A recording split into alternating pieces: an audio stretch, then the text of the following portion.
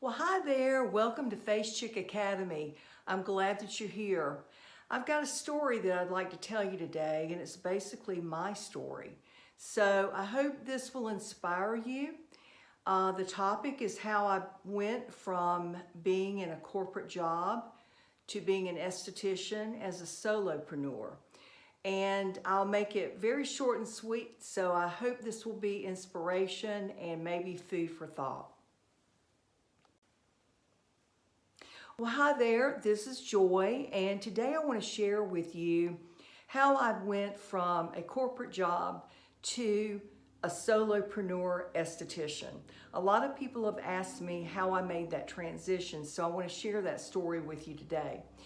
I hope that it will be inspiring, and I hope that that it will help you. So, in my early work life, I was out there with a couple of companies in sales, marketing, and merchandising. And the goal basically was to increase sales in every account that I called on, right? And so go forward a few years down the road, and a local company hired me to hire, train, and manage a team of merchandisers.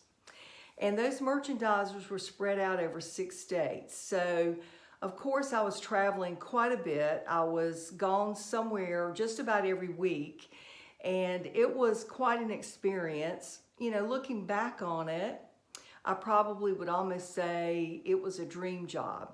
Or a lot of people probably would have thought that it was a dream job. And it was a great job. I enjoyed it. Was there stress and pressure? Yes. However, I think the good points outweighed the bad. So again, fast forward 10 years down the road, and all of a sudden one day my boss comes in and says that they are going to cut out my division of the company. Well, you can only imagine how I felt at that moment. I think the words that came out of his mouth, suddenly I had no hearing. It was like I could hear nothing. I could see his lips moving, but my ears did not hear anymore. I think I was just in shock. So once I got over that, took a few days to get out of a fog, because of course, been there for a long time and expected to always be there, or to never hear those words that in 90 days I was going to be without employment. Well, like everybody else, I had bills to pay, so I knew that I couldn't wait too long to make some decisions, and there were going to be big decisions. So again, I walked around in a fog for a few days, but as soon as I got out of that fog, I started realizing that, hey, wait a minute. You got to look at this in a different way. This is an opportunity. This is a blessing. This is a wonderful thing. You have an opportunity to go and do and be whatever it is that you want to do and be. And so once I started really looking at it that way, I realized that I just needed to make some decisions and go for it. And that's exactly what I did. So I started thinking about, what was I passionate about? What had I done in my life that I absolutely loved and thought that I might can make it a career? Or, you know, what were the things out there that made me happy? And when I started really putting my thinking cap on and thinking about all the things that I had done and thought about being, I started thinking about skincare, makeup, the whole beauty industry. I had always enjoyed that, and it had a little bit of that in my early years in a retail store. I knew that being in a retail store was not where I wanted to be. I didn't really want to have those hours. At this point in my life, I really wanted to try to be in control of everything. You know, everything I wanted to do, everything I wanted to be, the hours that I worked, you know, when I took time off. I just wanted to be in control of all that. I'd been controlled by a schedule for most of my life. So this was a great opportunity to do that. And when I started thinking about the beauty industry and knowing that I didn't want to go into retail, then I started thinking about a more professional career, and that was as an esthetician.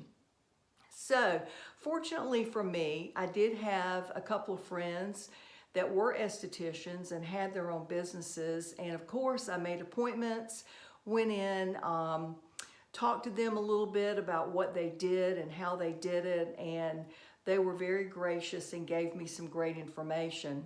So pretty much I put a plan into place. I knew that I wanted to start with microcurrent, so I promptly got trained and went out and purchased my first piece of equipment, which cost me $8,000. Yes, that was a lot of money to spend back then. We're talking about 25 years ago. So that was a lot of money, but microcurrent had only been out for a couple of years and we didn't have much else beyond that at that time. So I knew microcurrent would help set me apart, and I knew that I wanted to target people that were in their late 30s, maybe 40s, on up, and that was my target audience. So once I started figuring all that out, everything kind of fell into place. The product line that I wanted to carry and use and sell retail. And also, when I thought about location, my first thought was, hey, I want this cute little room. I can decorate it up, make it cozy and warm and inviting. But then I realized, hey, wait a minute, I'm just going to be sitting in that room by myself because I don't have any customers. So I ended up finding a place in a salon, and there were several hairdressers and a couple of nail techs. And it was a perfect situation for me. I already had an audience there and already had people coming into the salon that I could pull from.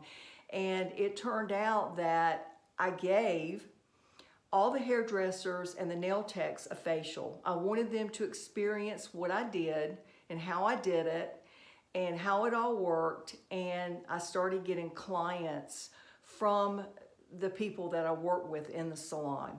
So it was a perfect situation for me. And, I guess the rest is history. More doors did open as I went along. I did have an opportunity when LED light came out. I did have an opportunity to be an educator and a trainer for an LED light manufacturing company, and was able to talk to a lot of spa owners, wellness centers, other estheticians, solopreneurs, you name it. I introduced the LED light to the industry, and it was great. I enjoyed that very much. And I also got an opportunity to be a distributor and also go distribute my skincare product to wellness centers, other estheticians, spa owners, you name it. I mean, it was great. It was an opportunity. So opportunities and doors did open up for me. The more I got out there, the more I exposed my business, the more things did open up. So I wanted to hopefully inspire you today and give you that encouragement that you may be looking for to get out there. If you want to make a change, the only person who's going to be able to do that for you is you. So think about what you're passionate about. Think about a plan. Think about how you can make this happen. Maybe it has to start out part-time. Maybe it can't be full-time in the beginning. Hey, a lot of people start off that way, and there's nothing wrong with that. So give it some time, make a plan. Go ahead with your plan if you can, and certainly go for what you feel comfortable with and passionate about. And I will tell you that those few decisions changed my life. So again, I hope this has been inspiring, and I will see you on the next video.